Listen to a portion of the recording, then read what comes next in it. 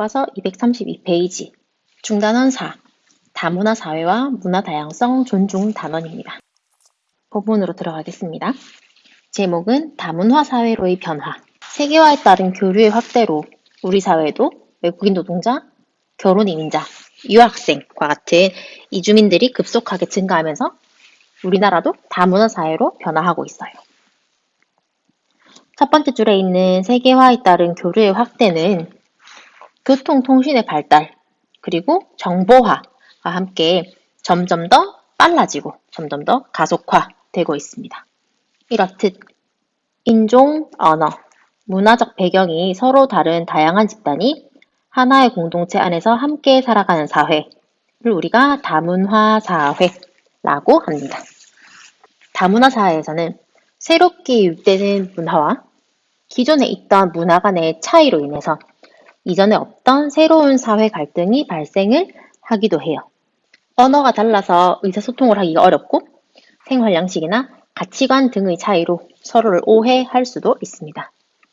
또한 다른 문화에 관한 편견이나 이해의 부족으로 다른 문화적 배경을 지닌 사람이나 집단을 차별하거나 그들의 인권을 침해할 수도 있어요. 때로는 외국인 노동자 밀집 지역을 불안한 시선으로 바라보거나 또는 일부 업종에서 내국인, 우리나라 사람과 외국인이 일자리를 두고 경쟁을 벌이는 문제가 나타나기도 합니다. 이런 것처럼 외국에서 이민해온 이주민과 내국인의 접촉이 증가하면서 일자리 경쟁 또는 위장 결혼이나 위장 이혼, 문화 충돌, 범죄와 같은 사회 문제가 발생하기 시작했고, 이런 것은 내국인이 이주민들을 좀 더 부정적으로 바라보는 반다문화 정서를 높이고 있습니다. 그런데 이러한 이유로 이주민들이 사회에 잘 적응하지 못하고 서로 다른 집단 간의 갈등이 발생한다면 사회 통합에도 어려움이 따를 수 있어요. 하지만 우리 사회가 점점 다문화 사회로 변화하면서 여러 문화가 공존을 하게 되면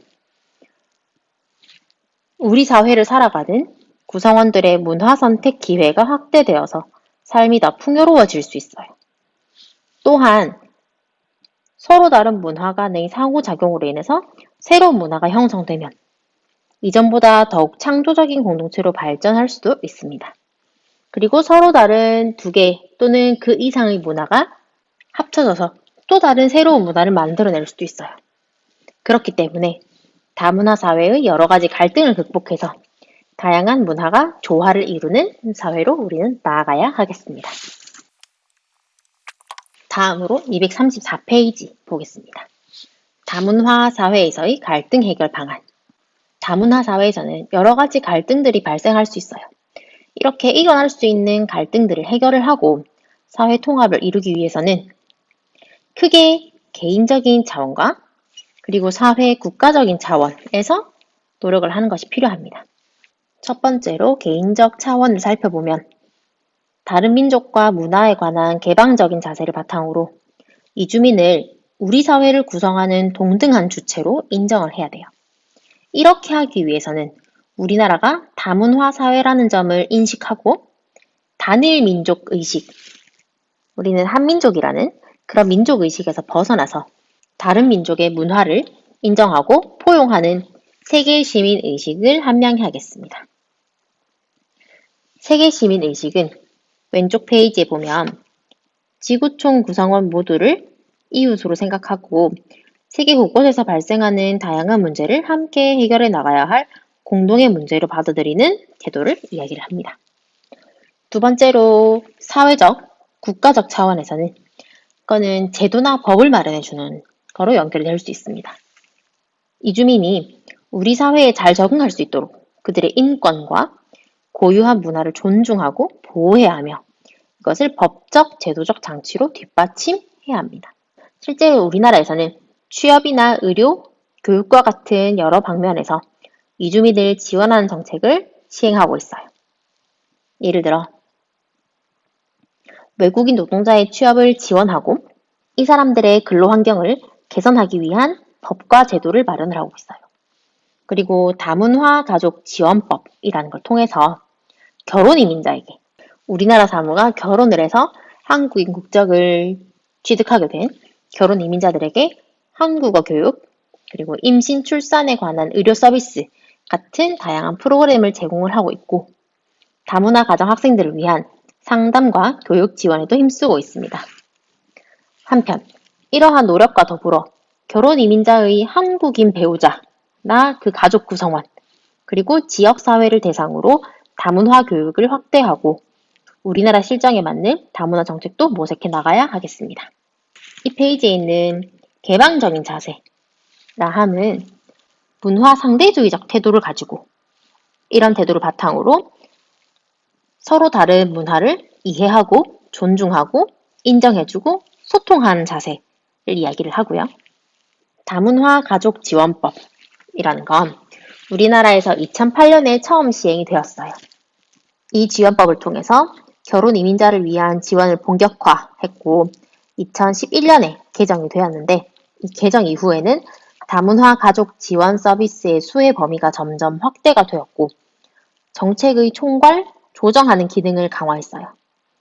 특히 연도별로 다문화 가족 지원 계획을 마련을 하면서 2013년부터 2018년까지는 부부간 평등 실현, 다문화 자녀 성장, 인권 침해 예방, 취업 지원, 그리고 다문화 이해 제고와 같은 이런 6대 과제를 추진 중에 있습니다. 다음으로 236페이지입니다. 문화 다양성을 존중하는 태도예요. 다문화 사회에서 사회 통합을 이루기 위해서는 문화 다양성을 존중하는 태도가 필요합니다. 자연 환경이나 사회의 역사적 배경과 같은 인문 환경에 따라 각 집단이나 지역의 문화가 서로 다른 모습으로 나타나는 현상을 문화 다양성이라고 하거든요.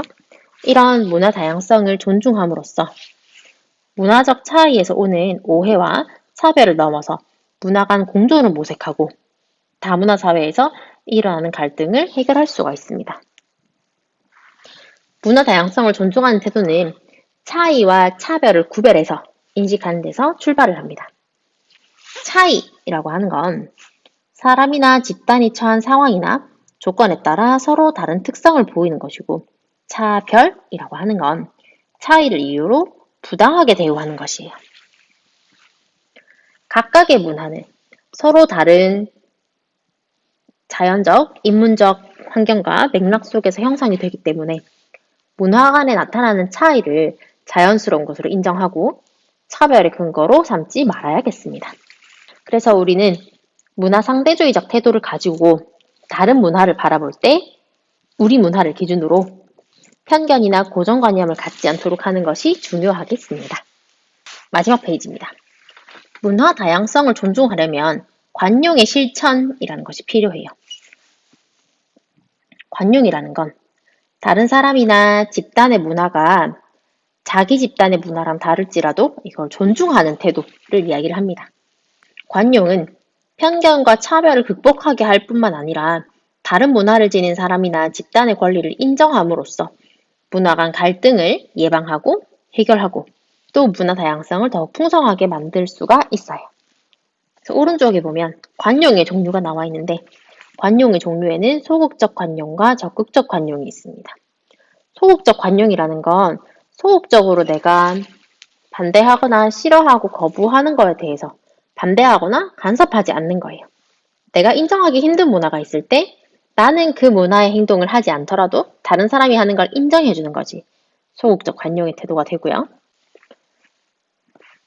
적극적 관용은 내가 싫어하고 거부하는 것이라도 다른 사람이 행한다면, 실시한다면 그 권리를 인정해 주는 것으로 다른 사람도 나처럼 인권을 존중받고 평화로운 삶을 살 수 있는 조건을 창출하기 위해 노력하는 것인데 관용의 대상이 권리를 인정해주고 사회를 변화시키는 동력을 지속적으로 생성하며 인권, 평화 같은 것을 다른 사람과 함께 누리기 위해서 노력을 하는 것을 적극적 관용이라고 볼 수가 있습니다.